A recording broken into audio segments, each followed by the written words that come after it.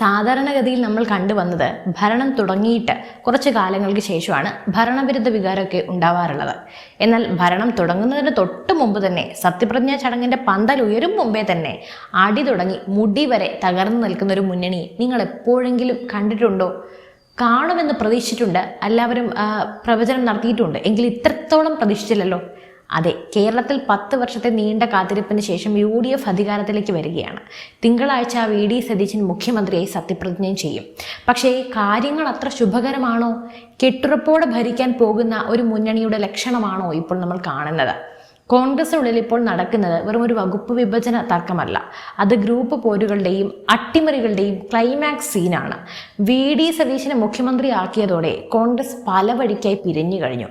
ഇതിനിടയിലാണ് മുതിർന്ന നേതാവായ രമേശ് ചെന്നിത്തല ഉന്നയിച്ചിരിക്കുന്ന ആ രഹസ്യ രാഷ്ട്രീയ പാക്കേജ്. അധികാരത്തിന്റെ താക്കോൽ സ്ഥാനങ്ങൾക്ക് വേണ്ടിയുള്ള ചെന്നിത്തലയുടെ കടുംപിടുത്തം കോൺഗ്രസിനെ വെട്ടിലാക്കുമ്പോൾ സോഷ്യൽ മീഡിയയിൽ ഒരു വലിയ ചോദ്യം ഉയരുന്നുണ്ട്.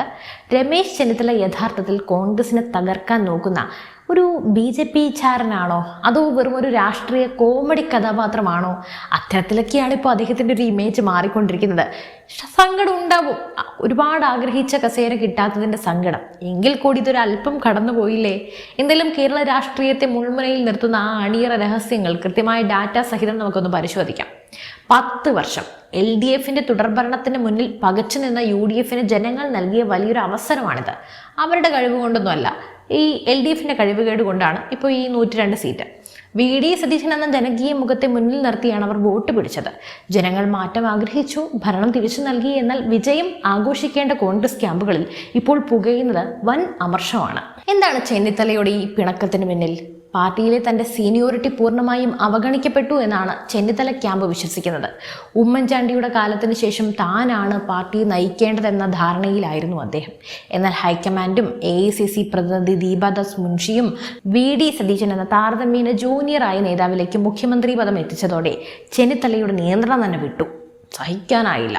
തുടക്കത്തിൽ ഞാൻ മന്ത്രിസഭയിലേക്കില്ല എന്ന് പറഞ്ഞ് മാറി നിന്ന ചെന്നിത്തലയെ അനുനയിപ്പിക്കാനായി VD സതീശൻ നേരിട്ട് അദ്ദേഹത്തിൻ്റെ വസതിയിലേക്ക് എത്തേണ്ടി വന്നു. ജ്യേഷ്ഠതുല്യനാണെന്നും താങ്കളില്ലാതെ മുന്നോട്ട് പോകാൻ കഴിയില്ലെന്നും സതീശൻ മാധ്യമങ്ങൾക്ക് മുന്നിൽ പറഞ്ഞതോടെ ചെന്നിത്തല ആ തത്വത്തിൽ ഒന്ന് സമ്മതിച്ചു. പക്ഷേ ആ സമ്മതത്തിന് പിന്നിൽ ഭയങ്കരമായ ചില നിബന്ധനകളൊക്കെ ഉണ്ടായിരുന്നു. മാധ്യമങ്ങൾക്ക് മുന്നിൽ വന്ന് രമേശ് ചെന്നിത്തല പറഞ്ഞു, എനിക്ക് യാതൊരു നിബന്ധനകളുമില്ല, ഹൈക്കമാൻഡ് തീരുമാനം ഞാൻ അംഗീകരിക്കുന്നു. ഇങ്ങനെയാണ് ചെന്നിത്തല പറഞ്ഞത്. എന്നാൽ അണിയറയിൽ നടന്നത് മറ്റൊന്നാണ്. വെറുമൊരു മന്ത്രിസ്ഥാനം കൊണ്ട് തൃപ്തിപ്പെടാൻ ചെന്നിത്തല തയ്യാറായിരുന്നില്ല. അദ്ദേഹം മുന്നോട്ട് വെച്ചത് ഒരു ഇരട്ട പാക്കേജ് തന്നെയാണ്. ഒന്നാമത്തെ ആവശ്യം ആഭ്യന്തര വകുപ്പാണ്. മുൻപ് ഉമ്മൻചാണ്ടി സർക്കാരിൽ വിജയകരമായി ആഭ്യന്തരമന്ത്രിയായിരുന്ന തനിക്ക് ഇത്തവണയും ആഭ്യന്തരം തന്നെ വേണമെന്നാണ് ചെന്നിത്തലയുടെ വാശി.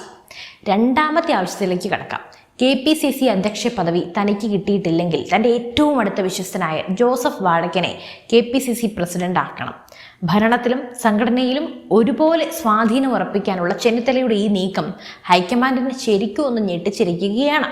കാരണം ഭരണം കൂടുതൽ ഊർജ്ജസ്വലമാക്കാൻ ആഭ്യന്തര വകുപ്പ് മുഖ്യമന്ത്രിയായ VD സതീശൻ തന്നെ കൈവശം വെക്കണമെന്നാണ് രാഹുൽ ഗാന്ധിയുടെയും ഡൽഹി നേതൃത്വത്തിൻ്റെയും താല്പര്യം. എന്നാൽ ചെന്നിത്തലയുടെ ആവശ്യങ്ങൾക്ക് മുന്നിൽ വഴങ്ങേണ്ടി വന്നാൽ അത് VD സതീശൻ്റെ കൈകൾ കെട്ടിയിടുന്നതിന് തുല്യമായിരിക്കും. അപ്പോൾ ഈ തർക്കങ്ങളൊക്കെ പുറത്തു വന്നതോടെ സോഷ്യൽ മീഡിയയിലും രാഷ്ട്രീയ നിരീക്ഷകർക്കിടയിലുമൊക്കെ വലിയ ചർച്ചകളാണ് നടക്കുന്നത്. ഭരണം തുടങ്ങും മുമ്പേ പാർട്ടിയെ പ്രതിസന്ധിയിലാക്കാൻ ചെന്നിത്തല യഥാർത്ഥത്തിൽ ആരാണ്? ചിലർ ചോദിക്കുന്നത് അദ്ദേഹം BJPയുടെ ചാരനെങ്ങാനും ആണോ എന്നാണ്. ഈ ദുരന്തറിൻ്റെ BGM ഒക്കെ ഇട്ട് വളരെ അടിപൊളിയായിട്ട് അദ്ദേഹത്തിൻ്റെ ഒരുപാട് വീഡിയോസൊക്കെ സോഷ്യൽ മീഡിയയിൽ കാണുന്നുണ്ട്. കാരണം UDF തകർന്നാൽ അതിൻ്റെ നേരിട്ടുള്ള ലാഭം BJPക്കാണല്ലോ. കോൺഗ്രസിനുള്ളിൽ ഗ്രൂപ്പ് പോരെ മൂർച്ഛിച്ച് സർക്കാരിൻ്റെ പ്രതിച്ഛായ ആദ്യമേ തകർക്കാൻ, അതായത് ആ ഭരണം തുടങ്ങുന്നതിന് മുമ്പേ തകർക്കാൻ ചെന്നിത്തല ശ്രമിക്കുന്നത് കാണുമ്പോൾ അങ്ങനെയൊരു സംശയം ജനങ്ങളിൽ ഉണ്ടായാൽ അത്ഭുതപ്പെടാനൊന്നും ഇല്ലല്ലോ. മറ്റു ചിലരാകട്ടെ ചെന്നിത്തല ഈ ഒരു കോമഡി കഥാപാത്രമായിട്ടാണ് ചിത്രീകരിക്കുന്നത്. എപ്പോഴും മുഖ്യമന്ത്രി പദം സ്വപ്നം കാണുകയും അത് കിട്ടാതെ വരുമ്പോൾ പിണങ്ങിയിരിക്കുകയും പിന്നീട് സമ്മർദ്ദ തന്ത്രങ്ങളിലൂടെ വകുപ്പുകൾ നേടിയെടുക്കാൻ നോക്കുകയൊക്കെ ചെയ്യുന്ന ഒരു നേതാവ്. വലിയൊരു ഭൂരിപക്ഷത്തോടെ ജനങ്ങൾ തിരഞ്ഞെടുത്തൊരു സർക്കാരിൻ്റെ സുഗമമായ യാത്രയ്ക്ക് തടസ്സം നിൽക്കുന്ന ഇദ്ദേഹം കോൺഗ്രസിനിപ്പോൾ ഒരു ബാധ്യതയായി മാറിയിരിക്കുകയാണ്. സത്യം പറഞ്ഞാൽ KCയും ഈ ഒരു റോളിലേക്ക് വരേണ്ടതായിരുന്നു. പക്ഷെ അദ്ദേഹം ബുദ്ധിപരമായി കളിച്ചു. ഭരണവിരുദ്ധ വികാരം സാധാരണ നിലയിൽ വരാൻ വർഷങ്ങളെടുക്കും. എന്നാൽ ചെന്നിത്തലയും കൂട്ടരും ചേർന്ന് ഭരണം തുടങ്ങുന്നതിന് മുമ്പേ തന്നെ UDFനെ ജനങ്ങൾക്ക് മുന്നിലേക്ക് നാണം കെടുത്തുകയാണ്. തർക്കങ്ങൾ കോൺഗ്രസിൽ മാത്രമല്ല ഘടകകക്ഷികളിലും പുകയുന്നുണ്ട്. നമുക്ക് കൃത്യമായ കണക്കുകളൊന്ന് പരിശോധിക്കാം. നിലവിലെ ധാരണയനുസരിച്ച് ഇവിടെയാണ് അടുത്ത പ്രശ്നം. മുസ്ലിം ലീഗ് ഉന്നയിക്കുന്നത് 5 മന്ത്രിസ്ഥാനങ്ങളാണ്. തങ്ങൾക്ക് ലഭിച്ച വലിയ വിജയത്തിൻ്റെ പശ്ചാത്തലത്തിൽ 5 മന്ത്രിമാർ വേണമെന്നാണ് ലീഗിൻ്റെ വാശി. എന്നാൽ കോൺഗ്രസ് അതിന് തയ്യാറല്ല. കോൺഗ്രസ് എന്ന് പറഞ്ഞാൽ വി.ഡി. സതീശൻ അല്ല കേട്ടോ. വി.ഡി. സതീശൻ അവരുടെ സ്വന്തം ആള്. എന്തായാലും 4 മന്ത്രിസ്ഥാനവും ക്യാബിനറ്റ് റാങ്കുള്ള മറ്റൊരു സുപ്രധാന പദവിയും അതും നൽകി ലീഗിനെ അനുനയിപ്പിക്കാനുള്ള കഠിന ശ്രമത്തിലാണ് വി.ഡി. സതീശൻ. അടുത്ത ദിവസം നടക്കുന്ന ഔദ്യോഗിക ഉഭയകക്ഷി ചർച്ചകളിൽ ഇതിൻ്റെ അന്തിമ തീരുമാനം ഉണ്ടാകും. ഭരണത്തിൻ്റെ ആദ്യ ദിവസം തന്നെ മുന്നണിയിൽ കല്ലുകടി ഉണ്ടായാൽ അത് ജനങ്ങൾക്കിടയിൽ വലിയ തെറ്റായ സന്ദേശം നൽകുമെന്ന് സതീശന് നല്ലപോലെ അറിയാം. അതുകൊണ്ട് പരമാവധി വിട്ടുവീഴ്ചകൾക്കും അദ്ദേഹം തയ്യാറാണ്. അദ്ദേഹത്തിന് എങ്ങനെയെങ്കിലും ഒന്ന് ആ മുഖ്യമന്ത്രി കസേര കിട്ടിയാൽ മതിയെന്നായിരുന്നു. അത് കിട്ടിക്കഴിഞ്ഞല്ലോ. പിന്നെ ഒരു വശത്ത് പാർട്ടിക്കുള്ളിൽ ഗ്രൂപ്പ് പോലും ഉറങ്ങുമ്പോൾ മറുവശത്ത് വി.ഡി. സതീശൻ ഒരു യഥാർത്ഥ ജനനായകന്റെ പരിവേഷത്തിലേക്ക് ഉയരുകയാണെന്നൊക്കെയാണ് അണികൾ പറയുന്നത്. അതായത് സത്യപ്രതിജ്ഞയ്ക്ക് മുന്നോടിയായി അദ്ദേഹം നടത്തിയ നീക്കങ്ങൾ കേരള ജനത ഉറ്റുനോക്കുകയാണ്. സ്ഥാനമൊഴിയുന്ന മുഖ്യമന്ത്രി പിണറായി വിജയനെ അദ്ദേഹത്തിന്റെ വസതിയിലെത്തി സന്ദർശിച്ച സതീശൻ മുൻ സർക്കാർ തുടങ്ങിയ ജനക്ഷേമകരമായ വികസന പദ്ധതികൾ തുടരുമെന്ന് ഉറപ്പു നൽകി. എന്നാൽ അതോടൊപ്പം തന്നെ കഴിഞ്ഞ സർക്കാരിന്റെ ജനവിരുദ്ധ ശൈലികൾക്ക് ശക്തമായ തിരുത്തൽ പ്രഖ്യാപനവും അദ്ദേഹം നടത്തിക്കഴിഞ്ഞു. വി.ഡി. സതീശൻ പ്രഖ്യാപിച്ച ആ പ്രധാന മാറ്റങ്ങൾ എന്തൊക്കെയാണെന്ന് നമുക്കൊന്ന് പരിശോധിക്കാം. ഒന്നാമത് തന്നെ പറയുന്നത് വിപുലമായ സുരക്ഷാ വ്യൂഹം ഒഴിവാക്കുമെന്നാണ്. മുൻ മുഖ്യമന്ത്രിയുടെ കാലത്തുണ്ടായിരുന്ന വൻ പോലീസ് പടയും കാവലുകളും ഇനി ഉണ്ടാവില്ല. ഒരു എസ്കോർട്ടും ഒരു പൈലറ്റ് വാഹനവും മാത്രമേ സതീശൻ അകമ്പടി സേവിക്കൂ. വടിനീളെ കറുത്ത തുണികെട്ടലും ജനങ്ങളെ റോഡിൽ തടയലും ഒക്കെ ഇനി ഉണ്ടാകില്ല. പിന്നെ ദൂരത്ത് ഒഴിവാക്കൽ. മന്ത്രിമാർക്കായി പുതിയ കാറുകളൊന്നും വാങ്ങില്ല. ചെലവ് ചുരുക്കൽ ഭരണത്തിന്റെ മുകളിൽ നിന്ന് തന്നെ തുടങ്ങും. പിന്നെ മാധ്യമ സ്വാതന്ത്ര്യം. സെക്രട്ടേറിയറ്റിൽ പ്രവർത്തകർക്ക് ഏർപ്പെടുത്തിയിരുന്ന കർശന നിയന്ത്രണങ്ങളൊക്കെ പരിശോധിച്ച് നീക്കും. കൂടാതെ വർഗീയതയോട് വിട്ടുവീഴ്ചയില്ല. പക്ഷേ മുസ്ലിം ലീഗ് അദ്ദേഹത്തിന്റെ സ്വന്തം ദല്ലാളാണ്. എന്തായാലും സമൂഹത്തിൽ ഭിന്നതയുണ്ടാക്കുന്ന വർഗീയ ശക്തികളോട് സന്ധിയില്ലാത്ത നിലപാട് തുടരുമെന്നൊക്കെ അദ്ദേഹം പറയുന്നു. നമുക്ക് കണ്ടറിയാം. നമുക്ക് തുടക്കത്തിൽ വിമർശിക്കാൻ പറ്റില്ലല്ലോ. എന്തായാലും തന്റെ രാഷ്ട്രീയ ഗുരുനാഥൻ ജി കാർത്തികേയന്റെ വസതി സന്ദർശിച്ചപ്പോൾ വികാരധീനനായ സതീശൻ ജനങ്ങളുടെ കടുത്ത എതിർപ്പിന് കാരണമായ വിപരീത ശൈലികളൊക്കെ അവസാനിപ്പിക്കുമെന്ന് ഉറപ്പിച്ച് പറഞ്ഞിട്ടുണ്ട്. തുടക്കത്തിൽ എന്ത് തന്നെയായാലും അദ്ദേഹം നല്ല രീതിക്കുള്ള ഒരു മുന്നേറ്റങ്ങൾ തന്നെയാണ് നടത്തുന്നത്. അത് കണ്ടിൽ നിന്ന് അടിക്കാനാകില്ല. എന്തായാലും ഇത് ജനങ്ങൾക്കിടയിൽ സതീശന്റെ പ്രതിച്ഛായ വാനോളം ഉയർത്തിയിട്ടുണ്ട്.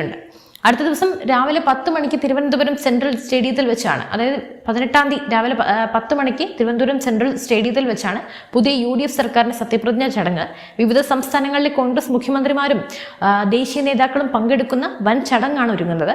നഗരത്തിന്റെ വിവിധ ഭാഗങ്ങളിൽ വലിയ സ്ക്രീനുകളും സജ്ജീകരിച്ച് കഴിഞ്ഞിട്ടുണ്ട്. എന്തായാലും ശനിയാഴ്ച രാത്രിയോടെ കോൺഗ്രസ് ഹൈക്കമാൻഡ് ചെന്നിത്തലയുടെ ഇരട്ട പാക്കേജിൽ ഒരു തീരുമാനം എടുക്കും എന്ന് തന്നെ നമുക്ക് പ്രതീക്ഷിക്കാം. എന്തായാലും ചെന്നിത്തലയുടെ ഈ ഒരു നീക്കത്തെക്കുറിച്ചും സതീശന്റെ ഈ ഒരു മുന്നേറ്റങ്ങളെക്കുറിച്ചും ഒക്കെ നിങ്ങളുടെ അഭിപ്രായം എന്താണ്? ഇതിനെ നിങ്ങൾ എങ്ങനെയാണ് നോക്കിക്കാണുന്നത്? തീർച്ചയായും നിങ്ങളുടെ നിരീക്ഷണങ്ങൾ താഴെ കമന്റ് ബോക്സിൽ രേഖപ്പെടുത്തൂ. മറ്റൊരു വാർത്തയും വിഷയമായി വീണ്ടും എത്തും വരെ നന്ദി.